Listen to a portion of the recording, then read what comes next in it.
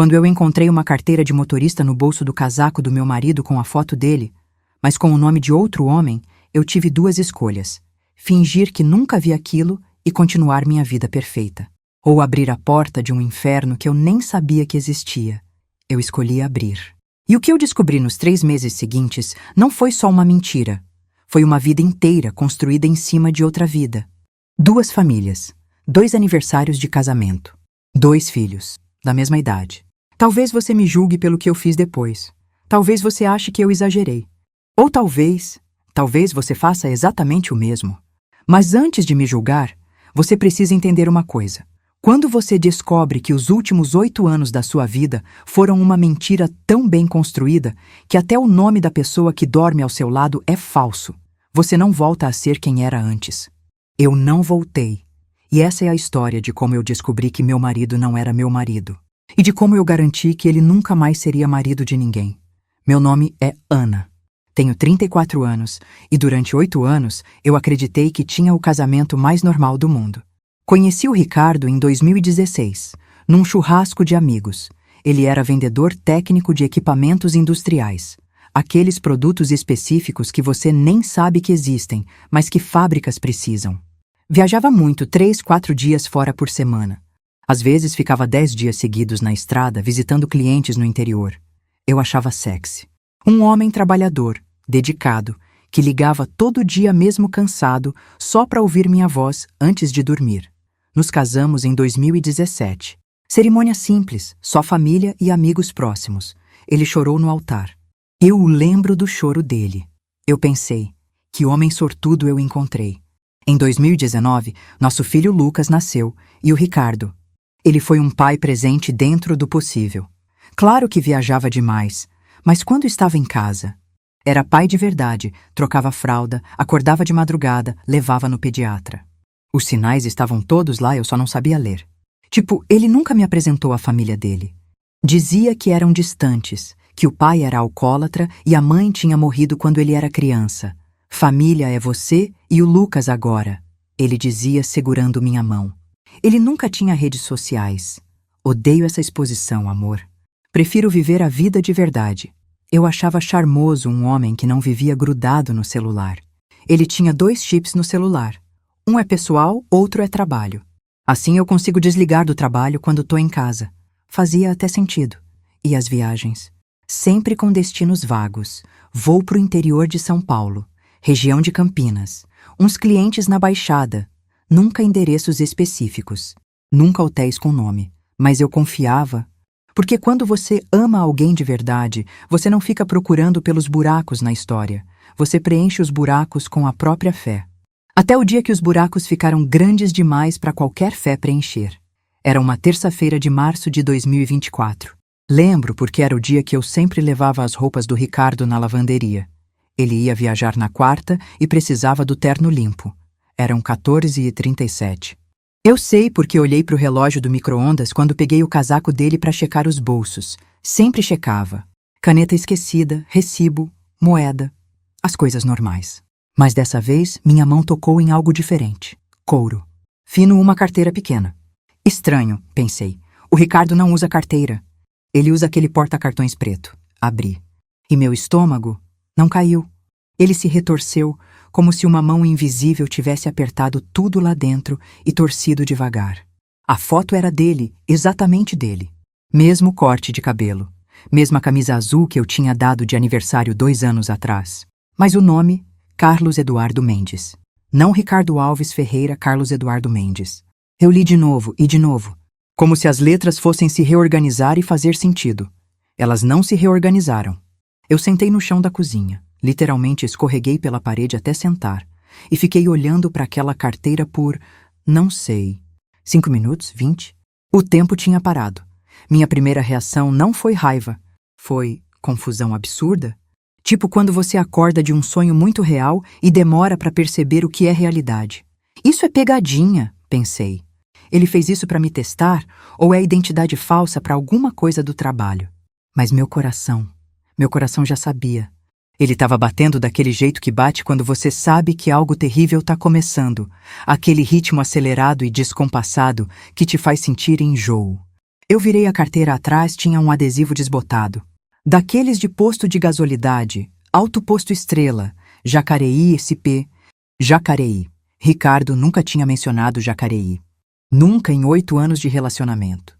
Eu peguei meu celular com as mãos tremendo, aquele tremor fino que você não consegue controlar, e digitei: Alto Posto Estrela Jacareí. Existe. Fica na rodovia que liga Jacareí a São José dos Campos. E foi aí que eu entendi. Não foi um momento de clareza iluminada. Foi como se uma cortina pesada e escura tivesse caído sobre mim. Tudo ficou frio, meus dedos, meus pés, meu rosto. Porque uma pessoa normal não tem carteira de motorista com nome falso. Uma pessoa normal não tem documentos de outra identidade no bolso do casaco. A menos que essa outra identidade não seja falsa. A menos que ela seja tão real quanto a que eu conhecia. Eu fechei os olhos e respirei fundo 3 vezes. Aquela técnica que a psicóloga ensina para controlar a ansiedade não funcionou. Meu peito continuou apertado. Mas eu tomei uma decisão ali, sentada no chão frio da minha cozinha, segurando uma carteira que não deveria existir. Eu ia descobrir quem era Carlos Eduardo Mendes. E eu ia descobrir o que diabos o meu marido estava escondendo. Porque se tinha uma coisa que eu tinha certeza naquele momento, é que eu não conhecia o homem com quem eu dividia a cama há 8 anos. Naquela mesma noite, quando Ricardo, ou Carlos, ou seja lá quem ele fosse, ligou da viagem, eu fingi que estava tudo normal. Oi, amor, como foi o dia? Cansativo. Reunião atrás de reunião num hotel horrível aqui em Sorocaba. Sorocaba, sempre Sorocaba, Campinas, Ribeirão, Santos, cidades genéricas, nunca lugares específicos onde eu pudesse checar. Sinto sua falta, eu disse. E era verdade. Eu sentia falta do homem que eu achava que ele era. Quando desliguei, eu não dormi. Fiquei até 3 da manhã pesquisando Carlos Eduardo Mendes Jacareí no Google. No Facebook, no Instagram, no LinkedIn, nada. Mas aí eu tive uma ideia. Entrei no site da Receita Federal, aquele sistema aberto de consulta de CPF, digitei o número que estava na carteira. CPF válido. Nome: Carlos Eduardo Mendes. Situação: regular. Não era identidade falsa, era identidade real. Meu marido tinha 2 CPFs, 2 RGs, 2 existências legais. Eu vomitei. Literalmente levantei, corri para o banheiro e vomitei. Meu corpo rejeitando aquela informação da mesma forma que rejeita comida estragada. Eu comecei a prestar atenção em tudo. E aí eu percebi. O Ricardo sempre depositava o dinheiro dele numa conta específica, a nossa conta conjunta, mas ele tinha outra conta, da empresa, ele dizia. Numa tarde que ele estava em casa, eu fingi que estava arrumando a gaveta dele procurando um carregador. E encontrei um talão de cheques velho banco diferente do nosso. Anotei a agência e a conta. Liguei para o banco me passando por ele. Esqueci minha senha do aplicativo. Pode me ajudar? A atendente foi simpática. Claro, senhor Carlos Eduardo. Vou fazer umas perguntas de segurança. Senhor Carlos Eduardo. Ela tinha chamado ele de Carlos Eduardo. Eu desliguei na hora, minhas mãos suando frio. Ele tinha conta bancária como Carlos Eduardo, recebia dinheiro como Carlos Eduardo. Existia como Carlos Eduardo. E eu comecei a fazer as contas. As viagens dele seguiam um padrão. 3 dias fora, 4 em casa. 3 dias fora, 3 em casa. Nunca era aleatório. Era um cronograma. Como se ele tivesse que estar em 2 lugares em horários específicos. Como se ele tivesse 2 rotinas. Eu não aguentei mais. Peguei o carro, coloquei o Lucas na creche e dirigi até Jacareí. 1h30 de viagem, meu coração batendo forte o tempo todo. Cheguei no Alto Posto Estrela, parei. Entrei. Comprei um café que eu não bebia enquanto olhava ao redor como uma louca. Moça, você conhece um Carlos Eduardo que vem aqui direto? A atendente, uma senhora de uns 50 anos, sorriu. O Carlinhos? Claro, sempre pra aqui quando volta pra casa. Gente boa, casado, tem um filhinho lindo. Eu quase caí. Casado? Eu repeti, a voz saindo estranha. Sim, a esposa dele até veio aqui umas vezes. Bonita, loira. O filhinho tem uns 7, 8 anos. 7, 8 anos. O Lucas tinha 5. Eu agradeci com um sorriso, que não sei de onde veio, e saí daquele posto cambaleando. Entrei no carro e só... Fiquei ali, mãos no volante, olhando pro nada. Ele tinha outra esposa, outro filho, outra vida inteira. E o pior, é que essa vida tinha começado antes da nossa. O filho do Carlinhos era mais velho que o Lucas.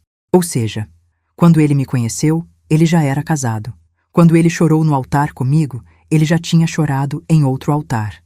Quando ele segurou o Lucas pela primeira vez, ele já tinha segurado outro bebê. Eu era outra família. E eu nem sabia.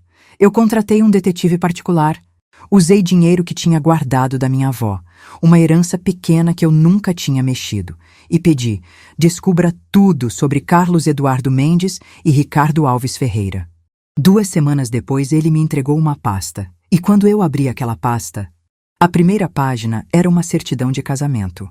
Carlos Eduardo Mendes e Juliana Santos Mendes. Data: 14 de junho de 2014, 3 anos antes de ele casar comigo. A segunda página: certidão de nascimento Gabriel Mendes. Data de nascimento: 10 de março de 2017, 2 anos antes do Lucas. A terceira página: fotos. Ele entrando numa casa em Jacareí. Ele com uma mulher loira no supermercado, ele segurando a mão de um menino de uns 7 anos na porta da escola. Ele sorrindo. Ele sendo pai. Ele sendo marido. Ele sendo Carlos. E a última página era uma certidão de casamento diferente. Ricardo Alves Ferreira e Ana Carolina Silva Ferreira. Data: 22 de setembro de 2017. Eu era a segunda esposa. Eu sempre fui a segunda. E durante 8 anos, eu dividi meu marido com uma mulher que eu não conhecia. Meu filho dividia o pai com um irmão que ele não sabia que existia. Eu fechei a pasta devagar. Minha visão estava embaçada. Não de lágrimas, mas de raiva pura. Aquele tipo de raiva branca que queima por dentro e te deixa gelada por fora. E eu tomei uma decisão.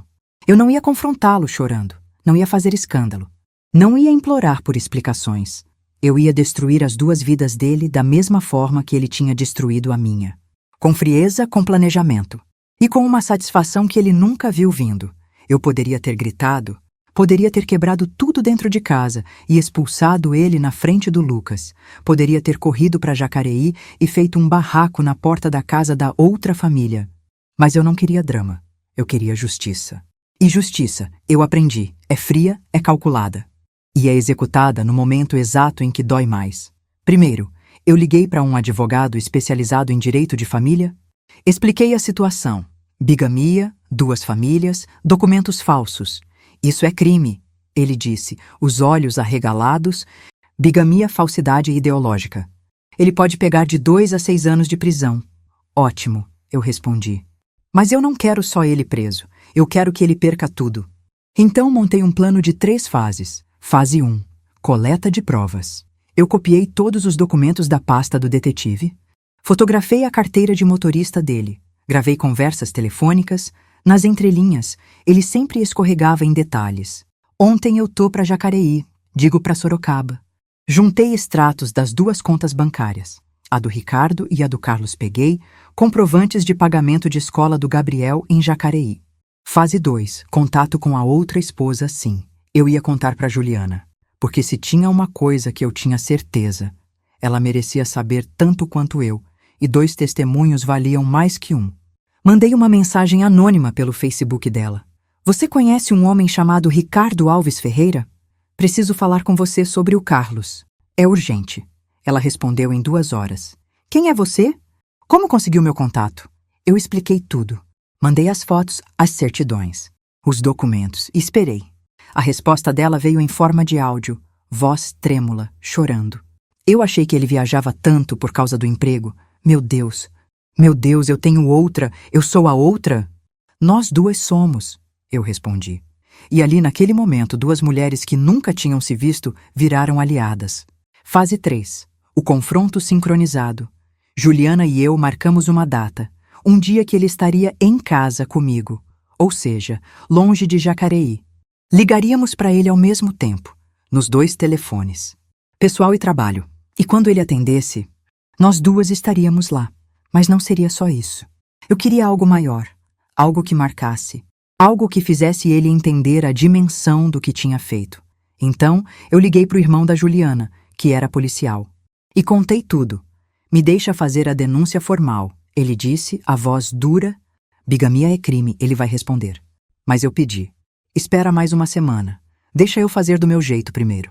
Ele concordou. E eu passei aquela semana ensaiando cada palavra, cada expressão, cada segundo do confronto. Porque quando chegasse o momento, eu queria que ele se lembrasse para sempre do dia que as duas vidas dele colidiram e explodiram. Foi numa sexta-feira, 17 de maio de 2024. Ricardo, ou Carlos, tanto faz, tinha chegado em casa na quinta à noite. Jantamos juntos. Ele até brincou com o Lucas antes de dormir. Papai ama você, campeão. Eu assisti tudo com uma frieza que eu não sabia que eu tinha. Na sexta de manhã, ele acordou normal. Tomou café, me beijou na bochecha. Vou trabalhar hoje em casa, amor. Tenho relatórios para fazer. Que bom, eu disse sorrindo. Assim você fica perto da gente. Às 14 horas, eu recebi a mensagem da Juliana. Estou pronta. Às 14h15, eu coloquei o Lucas na casa da minha mãe e inventei que ia no dentista. Às 14h30, eu voltei para casa. Ricardo estava no escritório, no computador. Camisa social, fone de ouvido, concentrado. Eu abri a porta sem bater. Ele tirou o fone e sorriu. E aí, amor? Foi rápido no dentista. Senta direito, eu disse, a voz calma. Preciso falar uma coisa com você. Ele franziu a testa. Tá tudo bem? Senta. Ele sentou.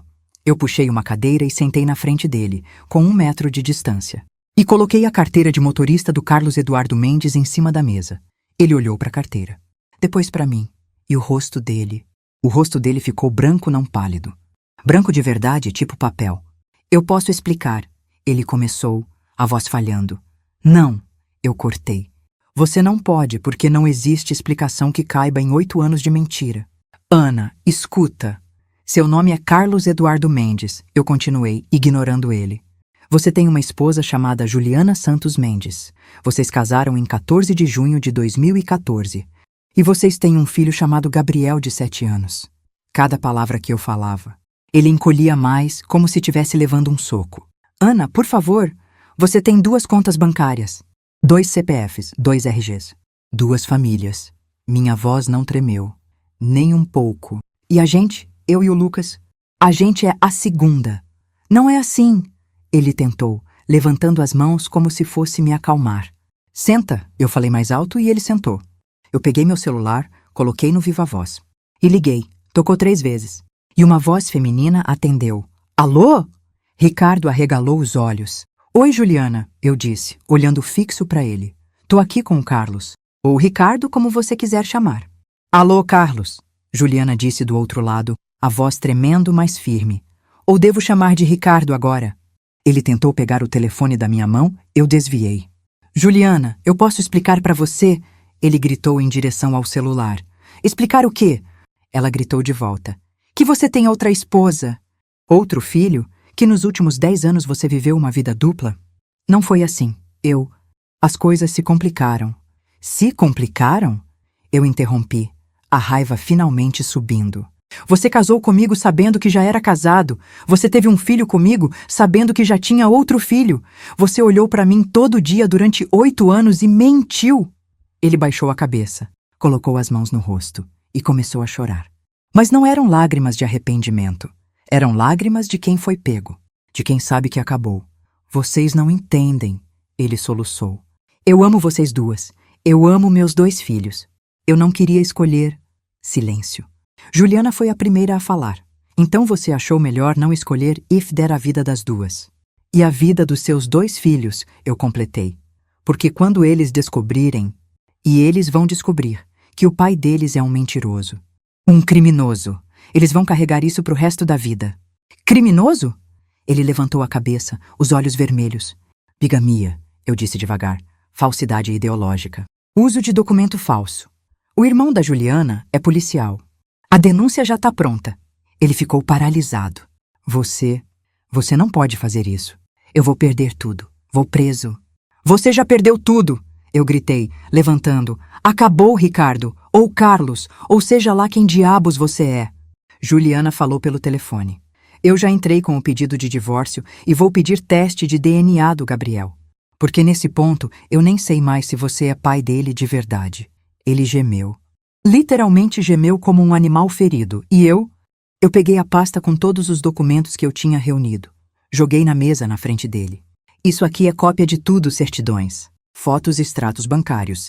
Conversas gravadas, tá tudo com meu advogado. Tá tudo com o advogado da Juliana. E tá tudo pronto para ir pra polícia. Ana, por favor. Juliana, eu posso consertar. Não pode, Juliana disse. Porque isso não foi um erro, foi uma escolha. Durante 10 anos, cada dia que você acordou e decidiu continuar mentindo, foi uma escolha. Eu sentei de novo, olhei para ele e falei as palavras que eu tinha ensaiado. Você vai sair dessa casa hoje, vai pegar suas coisas e vai embora. E você nunca mais vai entrar aqui. O Lucas vai saber a verdade quando ele tiver idade para entender.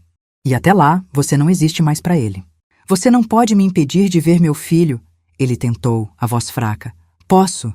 E vou, porque você vai assinar um acordo de guarda onde você renuncia aos direitos parentais. Em troca, eu e a Juliana não vamos pressionar a denúncia criminal. E se eu não assinar? Juliana respondeu pelo telefone. Aí você vai preso. E perde a guarda dos dois do mesmo jeito. Ele ficou em silêncio. Por 5 minutos inteiros. E então? Ele levantou. Foi até o quarto. Pegou uma mala. Começou a jogar roupas dentro. Eu e Juliana ficamos na ligação, em silêncio, ouvindo ele se mexer pela casa. Quando ele desceu com a mala, ele parou na porta da sala. Eu sinto muito, ele disse olhando para mim. Eu realmente amo você. Eu ri, um riso curto e amargo. Não, você não ama, porque quem ama não faz isso. Ele saiu. E eu escutei o carro dele ligar, escutei o barulho se afastando na rua. E quando o silêncio voltou, Juliana disse do outro lado do telefone. Acabou? Acabou, eu respondi. E nós duas desligamos. Eu me sentei no chão da sala, abraçada aos joelhos. E chorei, não de tristeza, de alívio, porque pela primeira vez em 8 anos, eu sabia a verdade. E a verdade, mesmo sendo horrível, era melhor que a mentira. 3 meses depois, eu soube pela advogada que ele tinha assinado os papéis. Abriu mão da guarda do Lucas. Aceitou pagar pensão e entrou num acordo com a Juliana também. Ele não foi preso. A denúncia foi retirada depois que ele cumpriu todas as exigências, mas ele perdeu tudo. Perdeu as 2 famílias. Perdeu o direito de ver os filhos. Perdeu a reputação, porque a gente não escondeu o que ele fez. Amigos, família, colegas de trabalho, todo mundo ficou sabendo. Eu soube por uma conhecida em comum que ele tentou começar de novo em outra cidade, que tá morando sozinho, que nunca mais se casou. E sabe de uma coisa? Eu não sinto nada nem raiva, nem pena nem satisfação. Só vazio onde ele estava. Quanto a mim, eu tô diferente. Não vou mentir dizendo que tô ótima ou que virei outra pessoa. Eu não virei, eu só aprendi a viver com a cicatriz. Fiz terapia 2 vezes por semana durante 6 meses. E ainda faço 1 vez por semana. Aprendi que confiar de novo vai ser difícil, que eu vou carregar essa desconfiança por um tempo. Mas que isso não significa que eu tô quebrada, significa que eu tô cautelosa. Eu e a Juliana, a gente conversa. Não somos melhores amigas, mas criamos um vínculo estranho, de sobreviventes. Às vezes a gente se fala, troca mensagem, conta como os meninos estão. Gabriel e Lucas ainda não se conhecem. Mas um dia, talvez, quando eles forem maiores, quando eles puderem decidir por si mesmos. Porque eles são irmãos, e eles merecem se conhecer sem carregar o peso das mentiras do pai. O Lucas pergunta pelo pai às vezes, cadê o papai? Eu respondo, o papai teve que ir embora, amor, mas ele te ama muito. É mentira. Mas é a mentira que uma criança de 5 anos precisa ouvir. Um dia eu vou contar a verdade, mas não agora. E eu comecei a me reconstruir. Voltei a trabalhar. Tinha parado quando o Lucas nasceu. Arrumei emprego numa empresa de marketing. Tá sendo bom ter uma rotina que não gira em torno dele. Arrumei a casa. Tirei as fotos dele. Refiz a decoração, repintei as paredes. Literalmente, apaguei os vestígios físicos dele. E sabe o que eu descobri? Que eu sou mais forte do que eu achava que era. Que eu sobrevivi ao pior tipo de traição.